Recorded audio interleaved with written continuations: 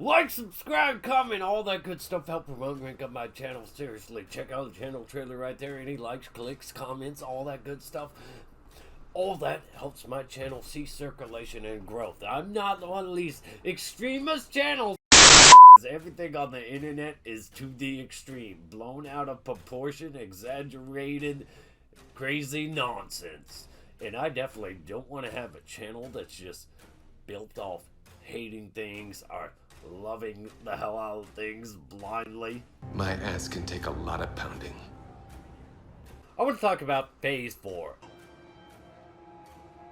You're a fucking disappointment. Has been the most overpopulated, oversaturated, just throw everything at the wall and see what sticks. Now it's garbage. Experimental phase of Marvel, like... I feel nothing. Nothing.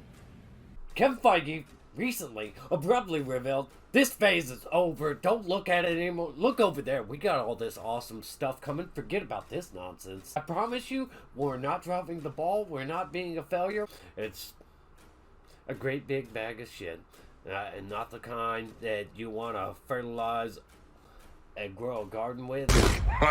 Well, you're right. Some good things in it, some great things in it, but mostly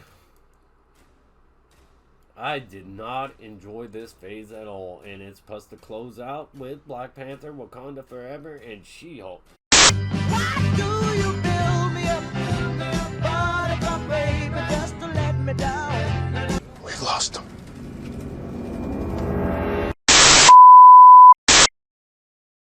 As I said, this is all resting on the shoulders of Black Panther and She-Hulk for those of us that haven't liked it. And what's the response to it? Let's start with Black Panther Wakanda Forever. It's a bit strange, it's a bit weird because Chadwick Boseman is dead and we're just moving along to the next Black Panther, passing on the mantle after one movie. It feels very strange, but for the main hero to be killed off screen, it's just a very strange, jarring experience to go through. The trailer was really well put together, really well done, but a lot of people want T'Challa recast. A lot of people aren't comfortable with you passing on yet another mantle to a female exact same power set stand-in replacement for said male hero. These revolving doorway mantles aren't that interesting. When you have somebody that's the exact same power set as somebody else within this universe, when we're just getting a bunch of, okay, we've retired all these guys, now we're bringing in a bunch of people with the exact same skills. On that note, let's talk She-Hulk. It's already suffering from obvious bad VFX effects like most of Phase 4 because Marvel Studios has been pushing quantity over quality. It's a show I want to like, hope to like. I like the character. The second trailer shows a lot of personality and it seems to be adventurous, pretty damn adventurous. But Disney MCU shows don't stick the landing for me. It needs a compelling character journey, a big payoff. I'm mostly excited for the Daredevil aspect of it, but that's the problem with Phase 4. It's crossovers, cameos, post-credit, in-credit scenes, banking on keeping us coming back. This trend is going to continue even into Phase 5 with Ant-Man 3, Quantumania. The show needs a clear beginning, middle, and end with actual character growth. And my concern is all the character growth will be abrupt and last minute, like it often is.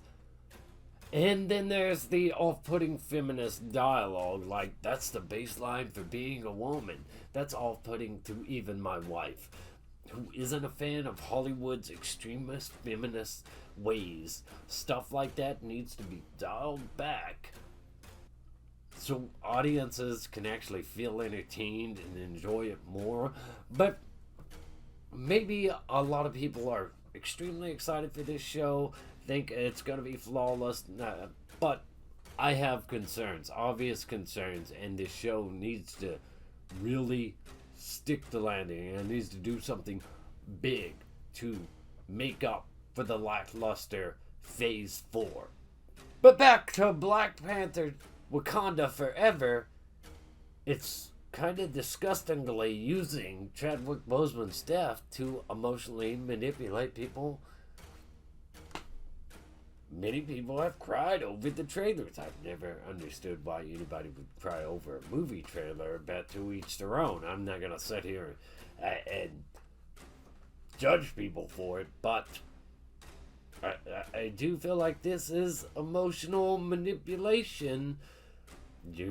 Not only are you using his death in your movie, but you're also fulfilling your female agenda that you had in the first place to pass the mantle on. Now, maybe I'm wrong, and Shuri or some female character. Isn't that all that's left is the female characters? We obviously know that a particular character, due to his body weight and all that, isn't the Black Panther we've seen a glimpse of in the trailer. We know that. We know what happens in the comics.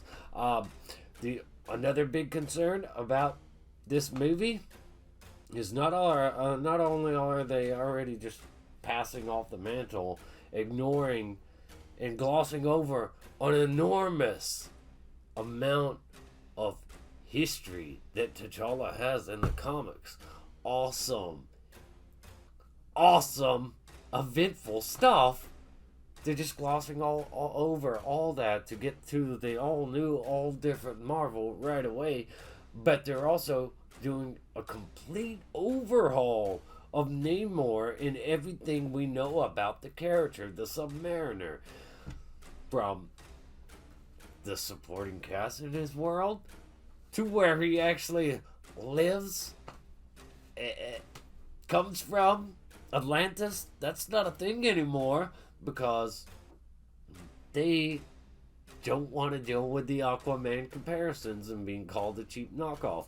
Now, I don't really know which character came first, but I don't think you should really look at DC as competition due to the unfortunate way Warner Brothers has continued to handle things. Even though Aquaman is one of their successes, I don't think completely changing, radically altering everything about your character just to not be compared to them shows that you're top dog or whatever. You've recast people before. You've recast Bruce Banner. I preferred Edward Norton, and you got Mark Ruffalo, and Mark Ruffalo just seems like a very different Bruce Banner Hulk, kind of like a hippie, and then just this really anticlimactic, weak Hulk that also makes your She-Hulk less interesting in comparison, because one of the fun factors about that is that Hulk was all angry and dumb, and I'm surprised you didn't use this for your feminist angle, that She-Hulk was always smart from the get-go, and she can be big, green, and powerful, and smart at the same time, while Hulk was over there like an angry toddler, just smashing things. I actually would have preferred that. I'm sure the show would have been way more feminist and in your face, though, than it's going to be. Let me know your thoughts and opinions on all this different stuff, though. Do you think, if you're a fan that of the MCU that has not enjoyed Phase 4, do you think these two can improve your outlook on Phase 4? Do you think they're going to do something very big, like both have Doctor Doom in some capacity that just really alters your outlook on everything? I think no matter what these two projects do, even if I do enjoy them, I'm still going to look back at Phase 4 like this was a massive disaster, and you've got to correct course because if Phase 5 bears any similarity, I'm out of here. Like, subscribe, stay awesome. Rock on.